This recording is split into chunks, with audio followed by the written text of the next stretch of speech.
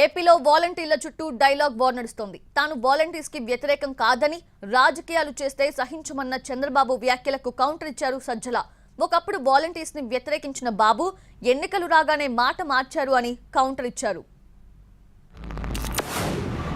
పెన్షన్ల గురించి ప్రభుత్వం అధికార పార్టీ నీచమైన రాజకీయాలు చేస్తా ఉంది. ఓట్ల కోసం దిగజారిపోయింది. వాలంటీర్ వ్యవస్థకు నేను వ్యతిరేకం కాదు. అదే సమయంలో వాలంటీర్లు రాజకీయం చేయడానికి నేను వ్యతిరేకం. దాంట్లో ఆ రాజీ లేదు.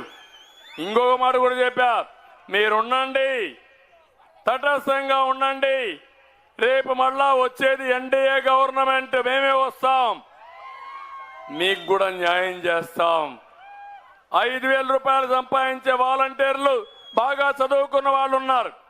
అలాంటి వాళ్లకు 50,000 రూపాయలు సంపాదించే మార్గం నేను చూపిస్తానని మీ అందరికీ హామీ ఇస్తున్నా.